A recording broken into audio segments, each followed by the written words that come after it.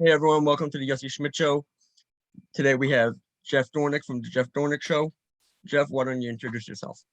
Yeah, thanks for having me on. Been looking forward to chatting with you. I basically don't sleep anymore. I'm the founder of the Gatekeepers, which is a Christian organization, podcasts, articles, all that kind of stuff.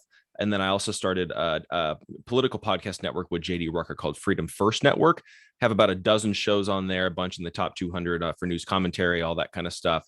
And then my latest project that I'm working on right now is we're launching a new streaming service called Freedom First TV, where we're going to be doing a combination of online summits every Saturday, and then during the week we've got an epic lineup of shows. We've got Teddy Daniels that's going to be on there, Matt Couch. We've got myself. We've got two Mikes, which is a former CIA intelligence officer that's got a show. So we've got a great epic lineup that's going to be over there as well. But basically, I'm just trying to come up with new ways in order to give conservatives and just freedom-loving Americans a voice without censorship, and then create whatever kind of platforms I can to amplify people's voices that I think need to be heard. So do you plan on creating another social media platform, or there's too much of those? If I could get an investor, I would do it in a heartbeat, because I've been having a lot of conversations with a lot of different people that are very frustrated with Getter and Gab, and especially Truth Social and all of these other ones that are popping up. And I know what needs to be done, and the little secret that none of these CEOs want to talk about is that they need to create platforms that are good for the user and good for the content creator, not that what's good for them as a platform. Because if they can start focusing on the user and what's going to be best for people to grow, to gain an audience, to get people to hear their voice, they will get a diehard following.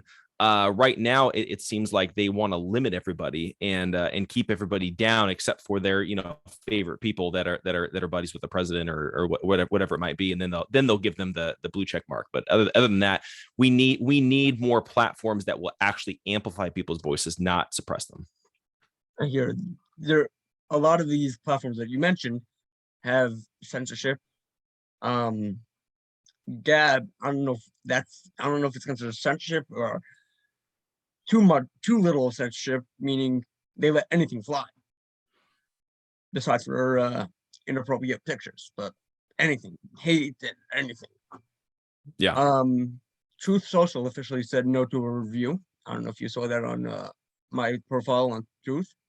Mm-hmm. Yeah, I saw it. Yeah. So I have a duty to review them anyhow. Mm-hmm. That's what I do. Right.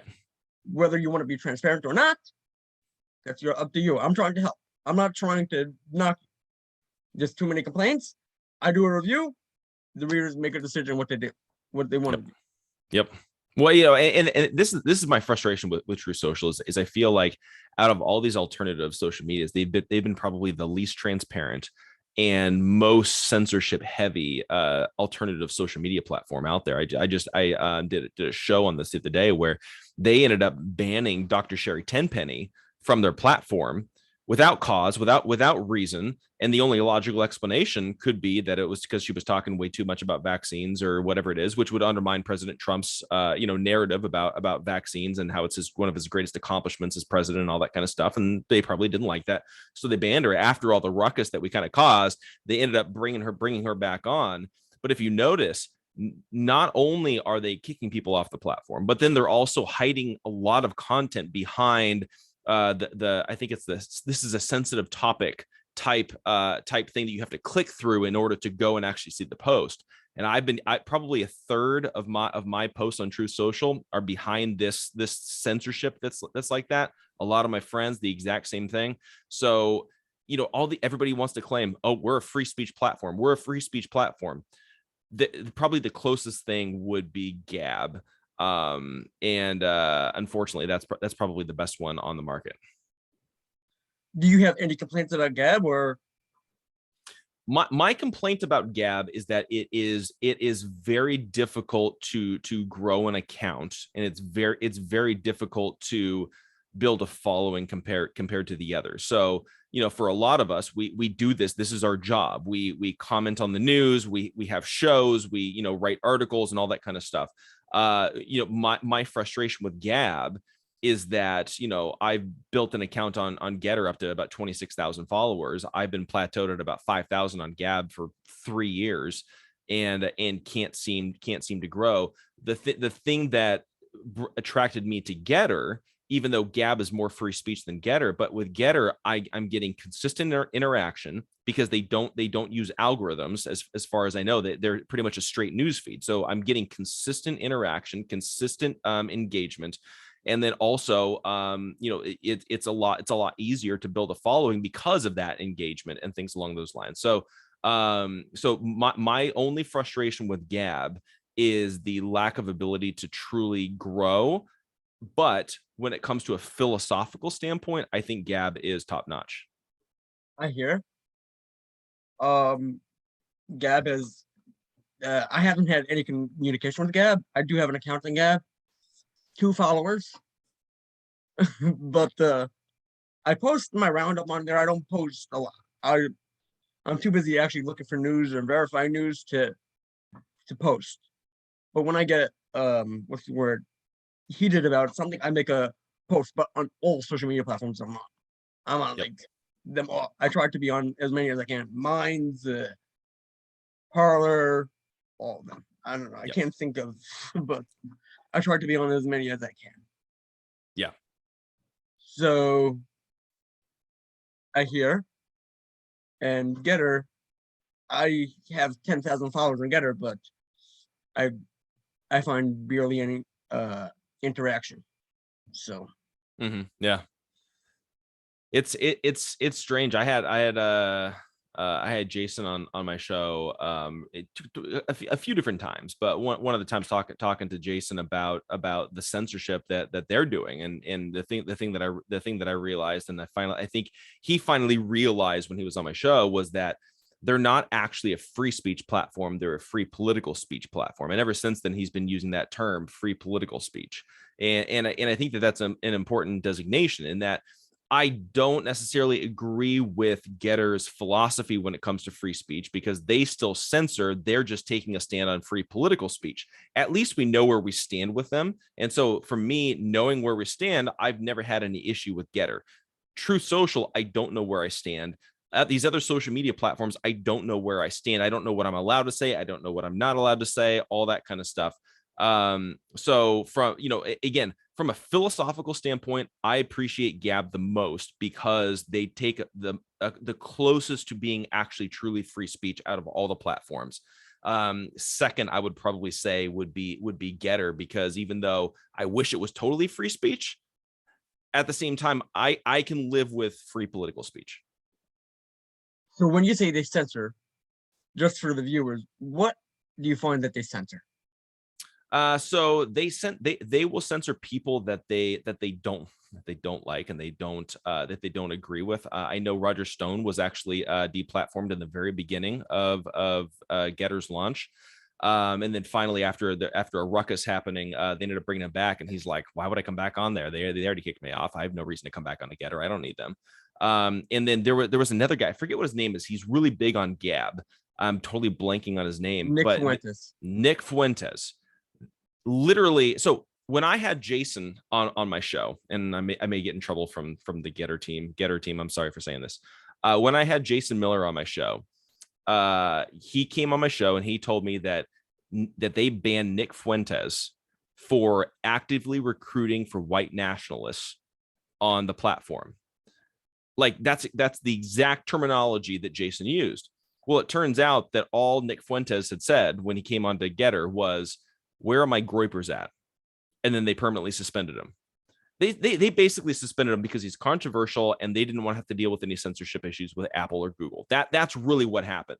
But he tried to hide behind the fact that he was actively recruiting white nationalists. I'm sorry, but asking where your groypers at is not actively recruiting white nationalists, and I just wish that they would be honest and upfront. So that's my one gripe with with Getter. Sounds pretty intense. Sounds like not free speech.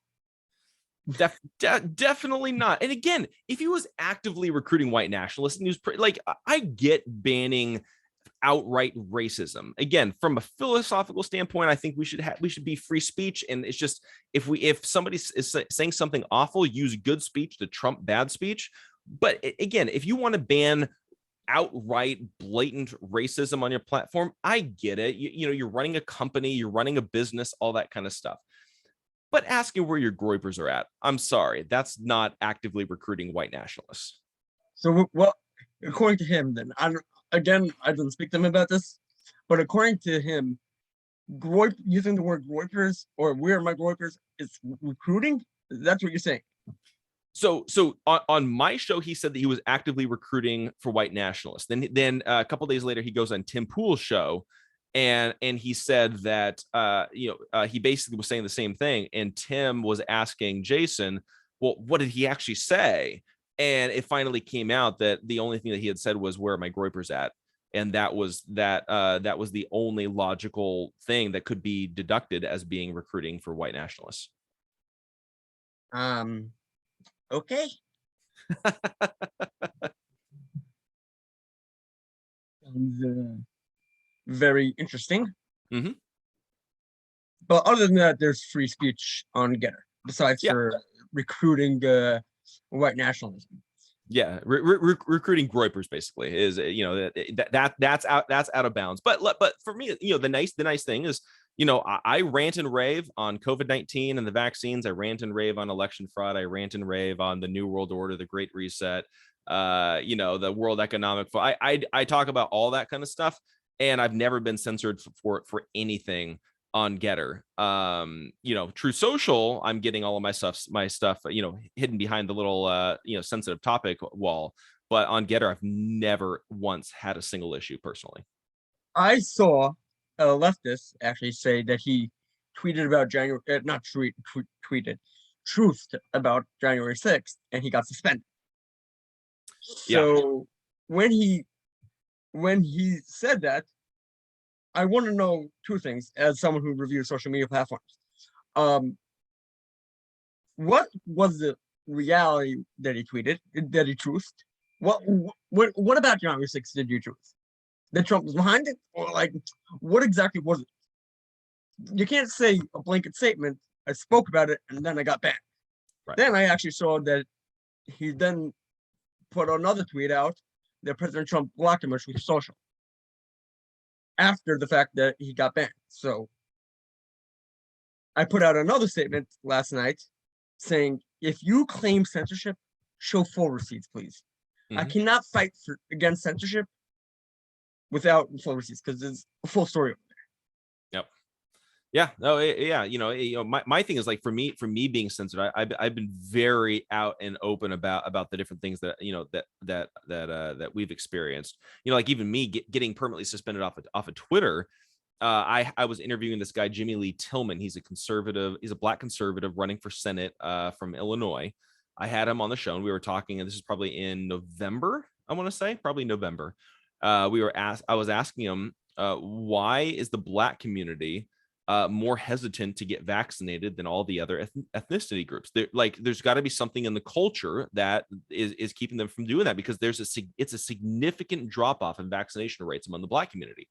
And, and so he just came right out and he's like, no, what it is that there's the Tuskegee experiments that the CDC performed on black men, 50 years ago, or however long ago it was. And that has been in the back of their minds for decades. And that's one of the reasons why they've been so hesitant, is because they don't trust our government. They don't trust the CDC, and they don't trust our government when it comes to something injecting into our bodies, especially when they're mandating it, because they remember what the CDC did to these black men back, several decades ago. I posted that on Twitter. I got permanently suspended for spreading misinformation, despite the fact you can go to Wikipedia and you can see this exact. You just look up Tuskegee experiments. Look at what the CDC did to these men. They lied to them about their diagnosis of syphilis. They did experimental treatments on these black men for 40 years. And then finally, decades later, they had to come out and apologize and say, yeah, what we did was completely racist, completely wrong. We never should have done it. And then they get a little slap on the wrist. That is still being harbored within the Black community because they don't trust the very CDC that committed these horrific racist crimes against these Black men and lied to these men, and then it did experiments on them. But I'm the one spreading misinformation. Well, I'll give you this. You got a reason why you were suspended. Yep. I had 2 accounts. A personal account, Yossi 1997, because I was trying to hide my last name for whatever reason. And I had the World Supporter account. On November 3rd of 2020, 2020, the day of the election, multiple accounts were banned. And I tweeted about someone getting banned. I didn't say anything. Boom. I had a feeling that something was up. I don't know what it was. I went on my tweet deck on my computer. I was downstairs and I was outside, whatever. I went to my computer. You cannot do this for action. You were banned. Go to my Twitter and my email. Nothing doing. I have no clue why I was banned. Then I tried appealing. It said for platform manipulation. I'm like, what? The only thing I think I can think about is maybe World Supporter was retweeting me and I was retweeting World Support. I don't know. Yep. But both accounts are gone. Now the podcast has come out later. I don't remember the exact date that the podcast started, and I started a Twitter account for the podcast, and that is still active. So you got a reason, I didn't. Yeah, at least I got a reason, but I was not able to get I was not able to appeal it. They didn't even give me an option to appeal. It was just like, hey, you know what, you're done. My buddy Matt Couch, who's over at the DC Patriot, a lot of times he'll write articles or post some of my articles or shows or things like that over there. About a week after I got suspended, I did a show with Dr. Zelenko where we were talking about, all the vaccines and all that kind of stuff. And I'm like, hey, I'm already kicked off of Twitter, so I can kind of be as inflammatory as I want with these headlines. So I ran some sort of headline with how the globalist elites are wanting to bring in World War III through the poison death shots and something like that. And my buddy Matt posted that headline without changing it. He was just copied and pasted and then shared it on Twitter, and then they permanently suspended him for for sharing my show. So not only did I get myself suspended, but Matt Couch got suspended for sharing my show. Wow. I've apologized to Matt many times. Elon can't take over soon enough. Exactly. But then again, what will he allow? What won't he allow? I would love to have him on the podcast also, but I don't know. There's rumors about what he will allow and what he won't allow there. Yeah, so. he seems to me to be a free speech purist, little more of a libertarian streak to him. I have concerns with some of his ties with the World Economic Forum and some of the other globalist leaders. I also have concerns over a lot of his transhumanism views and things along those lines. But strictly from a free speech standpoint, he seems pretty straightforward when it comes to that. Well, I can tell you this much. I saw him taking Lives at TikTok's side when she got death threats on Twitter. I don't know if you heard about that. It was all over the news. Yeah, a little bit. Yeah. Because he actually responded. But yeah, he interacts with Tesla related things, sometimes political, but he doesn't really get political. Mm-hmm. So yeah, he is a little pro, not a little, he is pro free speech. It's just like you said, all the things get me a little worried. Yeah. I saw the chips and everything, and I'm like, whoa. Yeah, well, I mean, when he's going on Joe Rogan's show and he's talking about that he's developing a chip that you can implant in your brain that will delete your memories and replace them with something else. I'm like, how is this not like front page news everywhere? This to me seems like something that the World Economic Forum would want to get their hands on. Yikes! I don't have anything else to say. Yikes! What else can you say? Exactly. It's a little freaky with the kind of stuff that they're coming up with technology. Technology is so great. Can't we just leave the great things out there and the terrible things just like forget about? Yeah. Well, I mean, that's the thing is like even and I forget what his name is, but one of the top technology guys for the World Economic Forum. I mean, he's pushing this idea that humanity no longer has free will, that they now have the ability to hack your brain and manipulate you and control you from within, and that you will no longer have free will. You will think that you will have free will, but you no longer have free will because they can control your thoughts, what you're going to buy, what you're going to do, where you're going to live, what kind of job you want to do, your interests. They can control you from within, is what he's claiming. Wow. Can't someone do something about this? Yeah, but who's gonna do something about it? And this is the thing that I deal with on my show all the time. You know, I have a lot of great guests that come on my show. I talk to a lot of people. I get politicians, political candidates, all that kind of stuff. The thing is that nobody that truly has any ability to do anything about this will actually do anything, because they are so terrified of being labeled a conspiracy theorist. What we need our politicians, our elected officials that we elect to go out there. We're not electing them to just go pass more laws and take away our constitutional rights. We're actually electing them to protect our constitutional rights that are given to us by God. This, to me, when you're talking about some world leader that's in the World Economic Forum that is talking about the fact that you no longer have free will and they can control you from within, to me, every single one of our elected officials should be making an issue out of this and fighting this and saying, yeah, we're going to combat this. But what happens? Instead, you get Republicans like Dan Crenshaw and Kevin McCarthy and people like that are actually a part and partner with the World Economic Forum. Go look up Kevin McCarthy and World Economic Forum. You'll see that he has his own page on the website. Kevin McCarthy, who's supposedly a conservative Republican, but he's tied to the World Economic Forum. Where's his outrage about them wanting to hack our brains? I haven't heard a single statement from him. Well, what you're saying leads to what I've been preaching. We need to hold everybody accountable. We vote for somebody. If they don't keep to the Constitution, they don't keep to what we want, then we vote them out. And we call them and told them, you got to keep to the Constitution. You got to keep to your oath of office, or you were. But besides for them, the media, which is destroying journalism as we speak, because they also don't cover this type of things, they're giving the politicians an out. They're letting the politicians not keep to the Constitution because no one's going to hold them accountable. We need to start afresh. We need to start new media, and we need to hold everybody accountable. I'm done with not holding people accountable.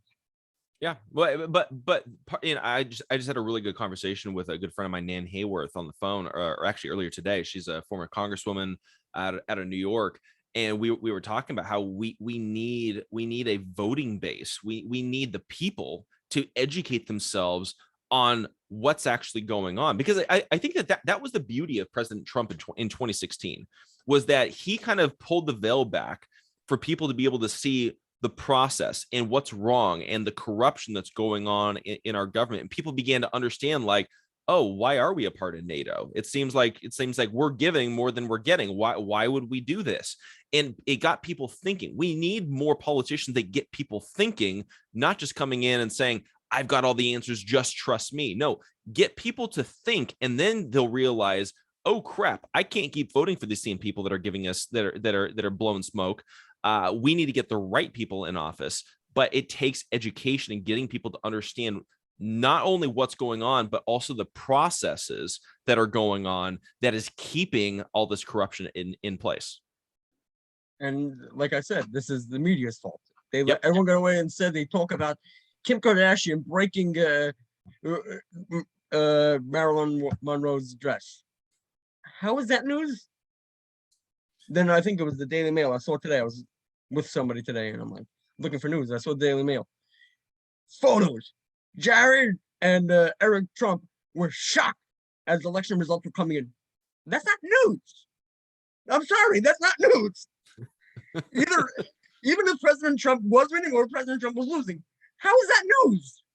Exactly. Well, it's like, I think we were all shocked when we saw in the middle of the night when the voting stopped counting, but then all of a sudden Joe Biden skyrockets right there in the middle of the night. I think everybody was a little shocked there, but where's the breaking news on that one? No, just a bunch of ballots were found. Nothing suspicious. Nothing at all. it's crazy. Like I have, because I live out here in communist California, have a lot of liberal lefty friends, and in talking to them, and they're like, how can you think that the election was stolen? Like how can you do that? And literally I'll walk through stuff, and I'm like, well, no, I mean, number one, let's look at Arizona. And everybody hears about Sharpie Gate, right? Like Sharpie Gate, but very few people understand the significance of Sharpie Gate, and the significance of using these permanent markers on the ballots, because now those ballots get run through the machines. The machines then flag them as unreadable because the markers bled through the paper. They get put into a separate stack. Then all the rest of the ballots are counted, right? Now, guess what? Now they know exactly how many votes they need to turn in order to overturn that precinct. Now, guess what? They're behind by 20,000 votes. Well, look, we've got a stack of 30,000 ballots right over here that they're just waiting, and then they can go through this. What is it called? Education. I'm blanking on what that term is, but where basically the head guy there can actually look at the ballots, and they can interpret what they think the voter was intending to vote for. Okay, they can essentially attribute that ballot to mean whatever they want. And then guess what? When they actually put that ballot in, they're not putting in the original ballot that had the permanent marker in. They're inputting the ballot that they're replacing it with, that the head guy at the election, at the polling booths, what he actually wrote down, what he interpreted them to actually say. So now, so that you get this entire stack of papers, of ballots that were used with permanent marker illegally, set aside, and then they could just count. Oh, we need 20,321 votes. Oh, here's 21,000. We'll just make it easy. Run all that through. That's the significance of Sharpie Gate. And you can go through thing after thing after thing, and you can see, no, the processes were not followed. Just the fact that all of the rules were changed at the last minute illegally should invalidate the election. And on top of that, out here in California, not only did we have mail-in ballots for every single person in the entire state, but we had printed home ballots in the state of California. So not only did we have ballots that were on official ballot paper, but you could actually request to print your own ballot at home. And then I went back and I checked. The Secretary of State in the state of California did not release the information on how many of the ballots were turned in were on printer paper or were on ballot paper. So we have no idea. Nope, the election wasn't stolen. Not at all. But I actually broke the story on the printed home ballots out here in California. Gateway Pundit picked it up. A bunch of different people picked it up. I think Larry Elder even tweeted about it. I get a call a couple days later from the guy who organized the Recall Gavin Newsom movement, and he's really high up in the Republican Party. And he's like, Jeff, you need to knock it off. Stop talking about this. And I'm like, what are you talking about? He's like, you're going to lose the election for us. And I'm like, no, the Democrats are going to lose the election for us because they're going to steal it. And he's like, no, you'll get this. Your jaws drop. Your jaw's about to drop even further. Okay. Oh my God. He said, Democrats are too stupid to steal elections. They will never steal more than 10,000 votes in an election. And this recall election, it's only going to be like a 1 to 2 point margin, 51-49, 52-48. It could go either way. If we lose, Jeff, it's your fault. And I'm like, no, if we lose, it's your fault. And if you think that it's going to be a 1 to 2 point margin, you have another thing coming. I told him what's going to end up happening is they're going to make it look like we have no momentum, even though we have a ton of momentum. I would say that California is probably a red state right now if we had a clean and fair election right now. We have all the momentum going our way. But what they did is they rigged the election. And I told him it's going to be 65-35. Gavin Newsom's not going to get recalled. It's going to be 65-35 because guess what? When Joe Biden beat Donald Trump in the state of California, it was 65-35. When Hillary Clinton beat Donald Trump in California, it was 65-35. All the polls are saying it's 51-49, but the end results are going to be 65-35. So that way, everybody in the state of California thinks that we have no momentum at all. Guess what the results were? 65-35. I was right the entire time. I'm not the reason why we lost the election. That guy is. Well, that guy sounds like he Wow. And get this, and this should tell you something. He became the campaign manager for a guy that was running for attorney general in the state of California, and he doesn't even believe in that the election was stolen. Oh, because he's been seeing the election himself. Exactly. What a piece of garbage. I am so happy I don't live in California.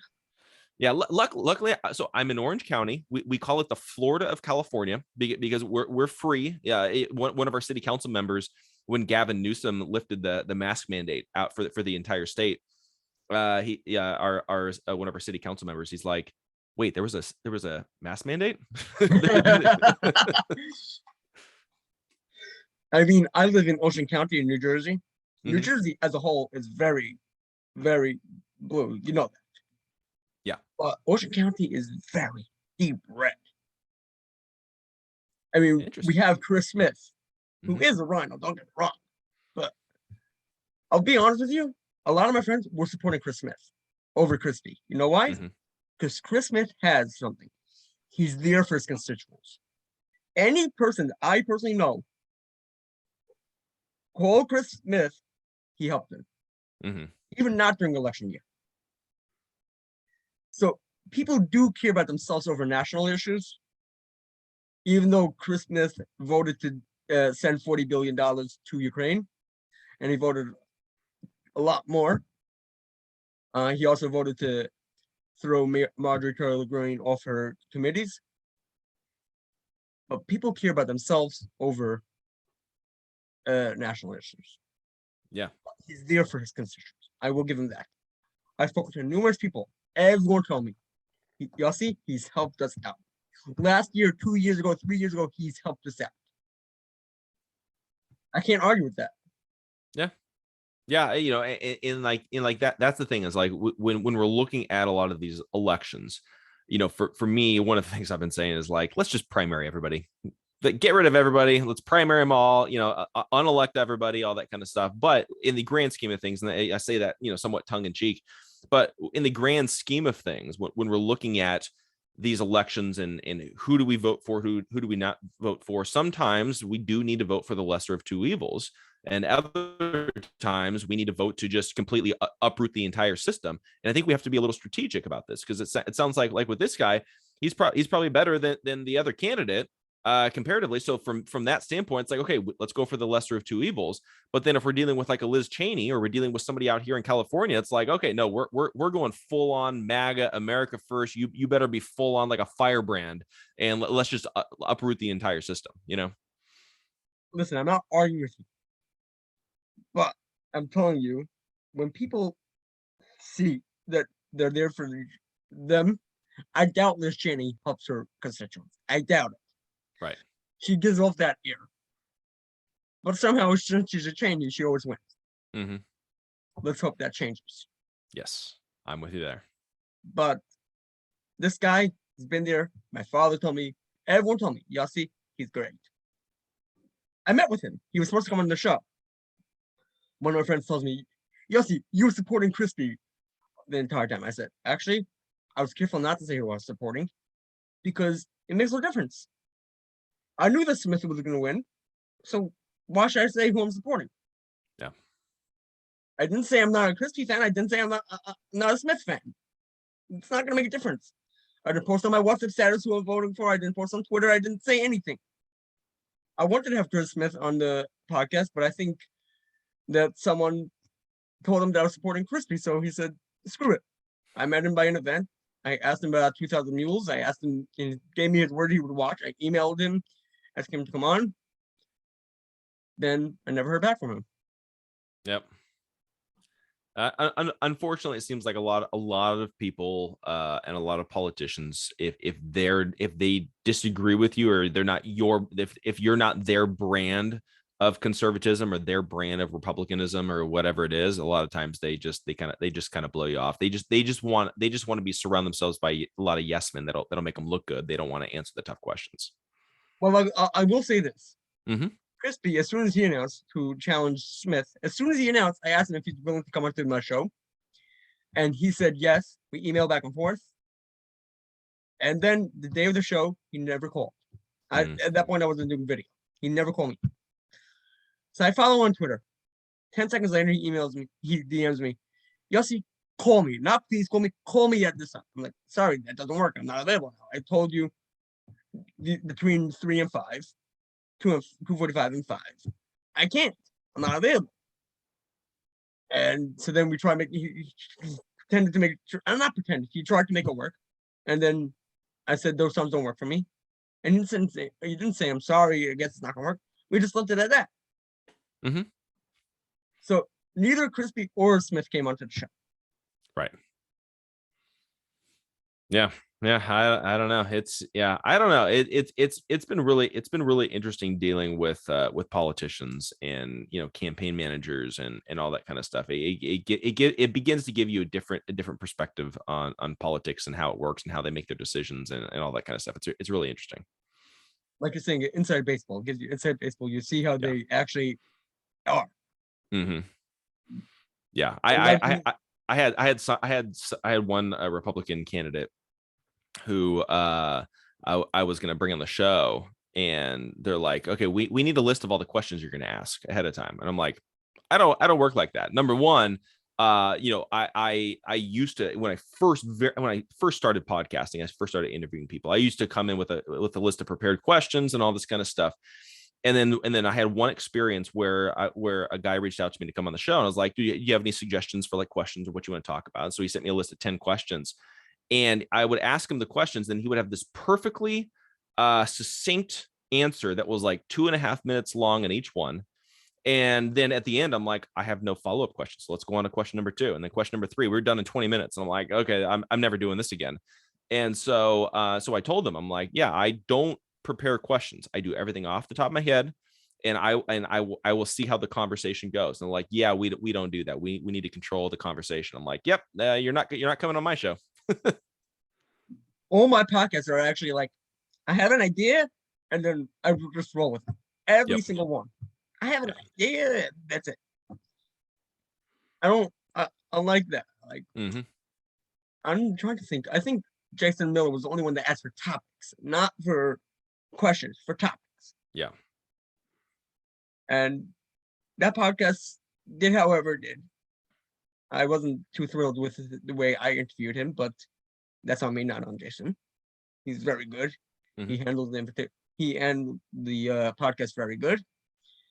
But my best podcast so far was with Ron Coleman. And that was a conversation. Just like this is a conversation just between the two of us. Yeah. That was just a flowing conversation. That's what you need. You don't need questions, just let it flow. Yeah. Well, and also too, it's like when you can have a conversation with somebody without having to quote unquote prepare, it shows that you actually know what you're talking about. As soon as you're somebody and you need a list of what are we talking about, what are the questions you're going to ask so I can prepare and I can get my answers right, it makes me feel like you don't actually believe the points that you're claiming that you believe, that you don't have the data and the information or the wherewithal to actually defend your position. That's how it makes me feel. Like I had on, I love having Karen Kingston on. She's the Pfizer whistleblower. I have her on all the time, all that kind of stuff.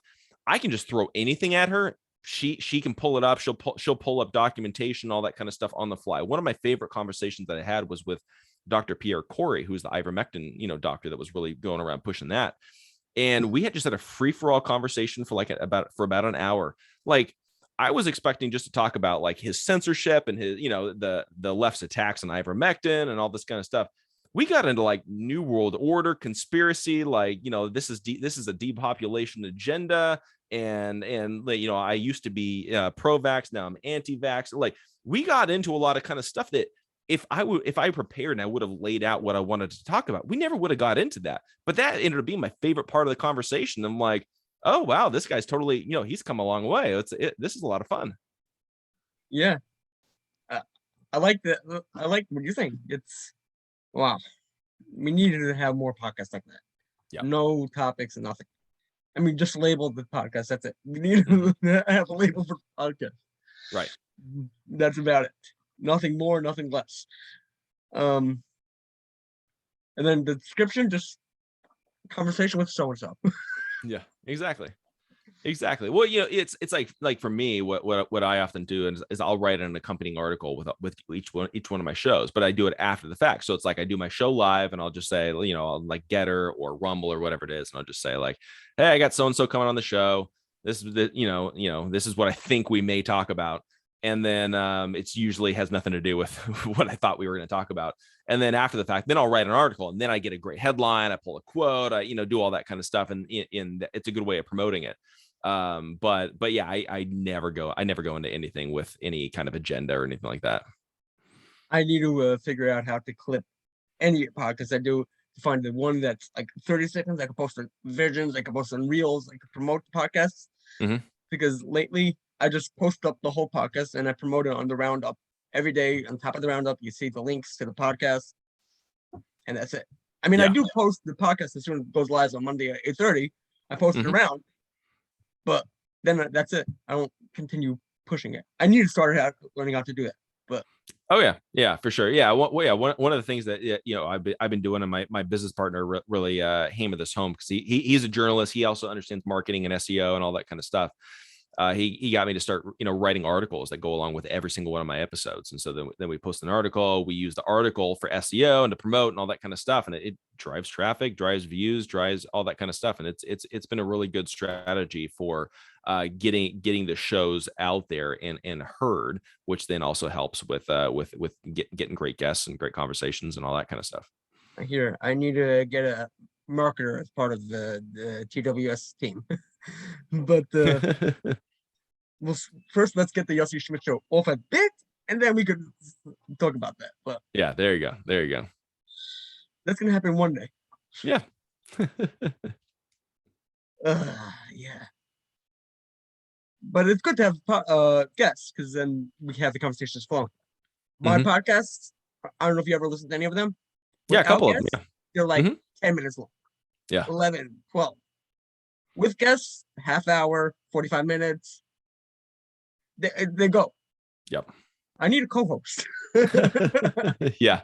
It's funny too because like I've noticed that my whenever I do a solo show without a guest, I'll usually go for about a half an hour, and and I know that like that's kind of my range for where I know if I'm taking a topic, I know that gives me enough time to set up, dive into the meat of the topic, close it, very succinctly, all that kind of stuff, and I'm good to go. When it comes to like interviews, usually I try to go at about an hour. If I go about a half an hour, I feel like I'm quitting the interview because I feel like we have nothing more to talk about, and I'm probably not going to invite the guests back on unless they tell me ahead of time, hey, I've only got half an hour, and whatever it is. But usually for me, my full arc of a conversation is usually about an hour or so. I had one episode that I had on Bishop Larry Gators, and we were talking about some black secret societies that are like offshoots of the Illuminati and Freemasonry, and that was a fascinating conversation. And we ended up going about 4 hours, I think it was. That was a pretty epic live stream. I mean, I was gonna say I have to listen to it, but 4 hours. Sorry, I don't have 4 hours of my day to listen to that. Exactly. I didn't even have 4 hours to record it. 4 hours is like different things you gotta do. Yep. Wow. I mean, even sleeping 3 hours a night. That's Yeah. I don't even have that time. Yeah, exactly. Wow. All right. Thank you for coming on to the Yossi Schmidt show. Yeah, definitely. It was a blast talking to you. It was a blast, coming on. And a lot of these topics are things that need to be discussed, and that's a lot of what I'm why I'm so into trying to build different platforms and different ideas and give more people voices and all that kind of stuff. It's just because we're dealing with censorship. We're dealing with an enemy that's trying to shut us down and shut us up and all that kind of stuff, and that's why started the network, starting the new streaming service, all that kind of stuff. So it's these we need more conversations like this. So when you get everything set up, send me an email. I'll be happy to try to promote it. Mhm. I would love to check out your sites. Yep. And thank you again. Thank you. I really appreciate it. I'll plug your plug whatever you want to plug, and then I'll link it to it whenever I upload the podcast. Oh yeah, yeah, definitely. Yeah. If you guys go to my personal website, you guys can go to jeffdornik.com. That's where you see all of my shows, articles, interviews, all that kind of stuff.